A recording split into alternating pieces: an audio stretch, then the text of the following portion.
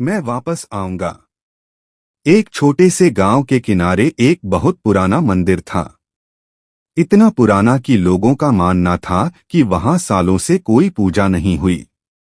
मंदिर घने जंगल के बीच स्थित था, जहां दिन में भी अजीब सा अंधेरा छाया रहता था। गांव के लोग उस मंदिर के पास जाना भी पसंद नहीं करते थे। वे कहते थे, वहां कुछ तो है जो इंसान नहीं है। एक दिन अर्जुन नाम का एक लड़का शहर से अपने गांव आया। उसे इन बातों पर बिल्कुल विश्वास नहीं था। उसने तय किया कि वह उस मंदिर का सच जानकर रहेगा। रात के 10 बजे टॉर्च और मोबाइल लेकर वह जंगल की ओर निकल पड़ा।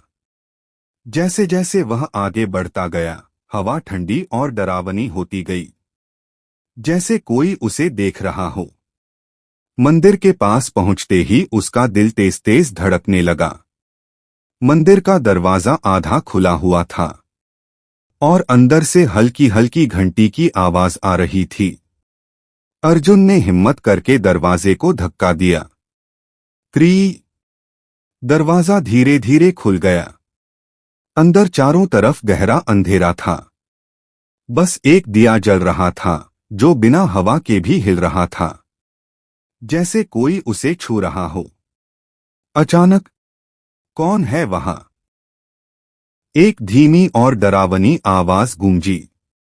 अर्जुन का गला सूख गया। उसने इधर उधर देखा, लेकिन वहां कोई नहीं था।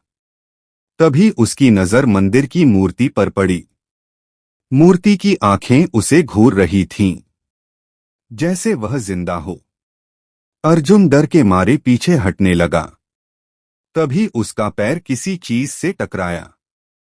नीचे देखा तो एक पुरानी किताब पड़ी थी, जिसमें लिखा था, जो भी इस मंदिर का सच जान लेगा, वह कभी वापस नहीं जा पाएगा। जैसे ही अर्जुन ने किताब बंद की, मंदिर का दरवाजा जोर से बंद हो गया। अब तुम यहां आ ही गए हो, तो वापस नहीं जा पाओगे। वही आवाज फिर से गूंजी। टॉर्च बंद हो गई। दिया बुझ गया और मंदिर में सिर्फ अर्जुन की चीखों की आवाज गूंजने लगी।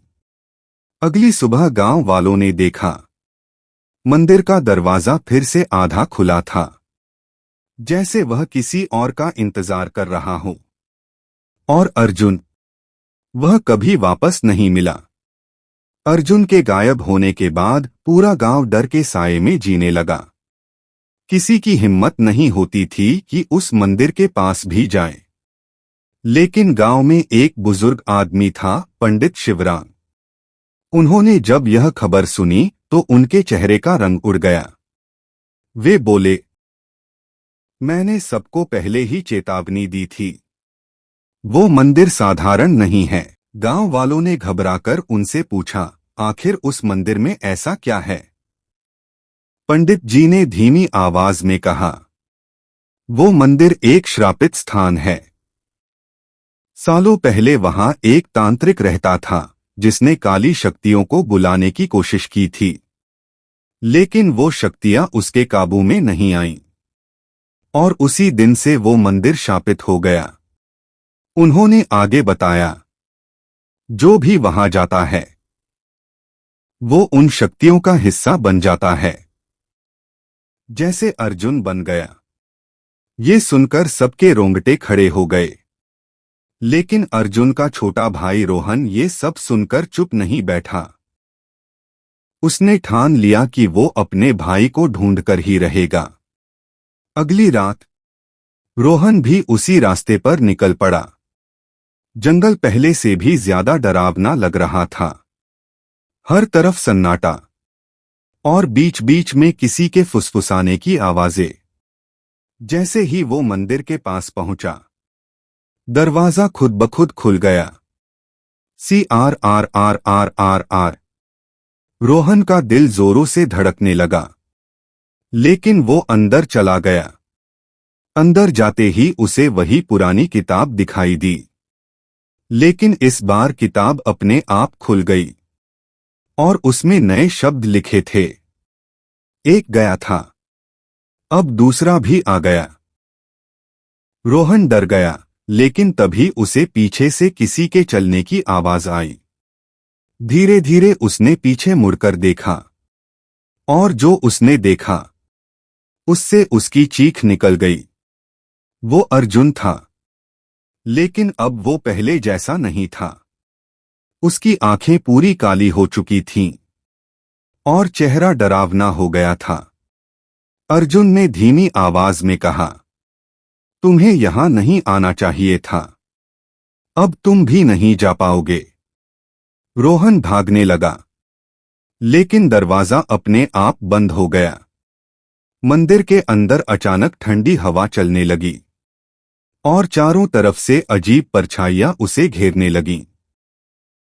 रोहन जोर जोर से चिल्लाया, मुझे जाने दो, लेकिन कोई जवाब नहीं आया, बस वही डरावनी हंसी। अगली सुबह गांव वालों ने देखा, अब मंदिर के बाहर दो परछाइयां खड़ी थीं, एक अर्जुन की और दूसरी रोहन की, और मंदिर का दरवाजा अब भी किसी अगले शिकार का इंतजार कर रहा था। गांव में अब डर अपने चरम पर था। दो दो लड़कों के गायब होने के बाद कोई भी घर से बाहर निकलने की हिम्मत नहीं करता था। तभी एक दिन गांव में एक अजनबी साधु आया। उसकी आंखों में अजीब सी चमक थी, जैसे वह सब कुछ जानता हो। वह सीधे पंडित शिवराम के पास गया और बोला, मुझे उस मंदिर के बारे में सब पता है, और अब समय आ गया है उस श्राप को खत्म करने का। पंडित जी ने घबराकर कहा, बाबा, वहां जाना मौत को बुलाने जैसा है। साधु मुस्कुराया, कुछ श्राप ऐसे होते हैं जिन्हें खत्म करने के लिए मौत से लड़ना पड़ता है। उस रात साधु, पंडित शिवराम और कुछ गांव वाले मिलकर मंदिर की ओर बढ़े। जंगल पहले से भी ज्यादा खामोश था, जैसे सब कुछ थम गया हो। मंदिर के पास पहुंचते ही दरवाजा अपने आप खुल गया। CRRRRRR। साधु ने आंखें बंद करके मंत्र पढ़ना शुरू किया और अंदर कदम रखा। जैसे ही वे अंदर गए, अचानक तेज हवा चलने लगी। दिया अपने आप जल उठा और दीवारों पर डरावनी परछाइयां नाचने लगीं। तभी मंदिर के कोने से दो आकृतियां धीरे धीरे सामने आईं। वो अर्जुन और रोहन थे, लेकिन अब वो इंसान नहीं रहे थे। उनकी आंखें काली और चेहरे पर भयानक मुस्कान। कोई यहां से नहीं जा सकता, दोनों की आवाज एक साथ गूंजी।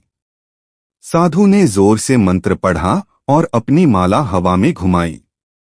अचानक मंदिर के बीचों बीच एक काली छाया प्रकट हुई। वही तांत्रिक की आत्मा।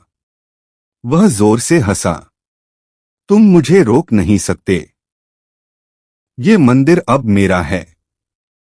साधु ने दृढ़ आवाज में कहा, तेरा अंत आज यहीं होगा।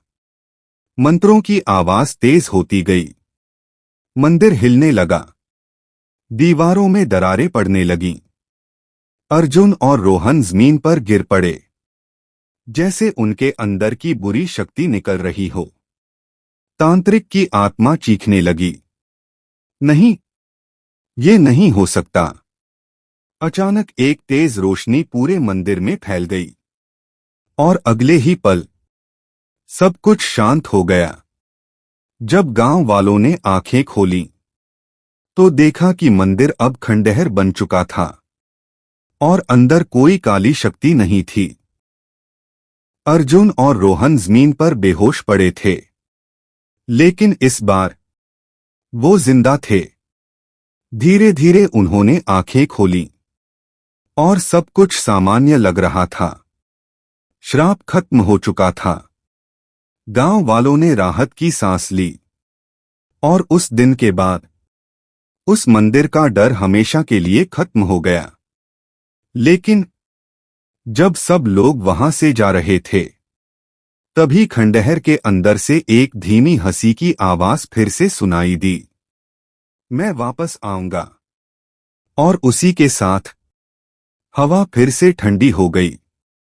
क्या सच में श्राप खत्म हुआ था, या ये किसी नए डर की शुरुआत थी? अगर आपको वीडियो पसंद आए तो लाइक करें और हमारे चैनल को सब्सक्राइब करें ताकि हमारी हर नई कहानी सबसे पहले आप तक पहुंचे। वीडियो देखने के लिए आपका दिल से धन्यवाद।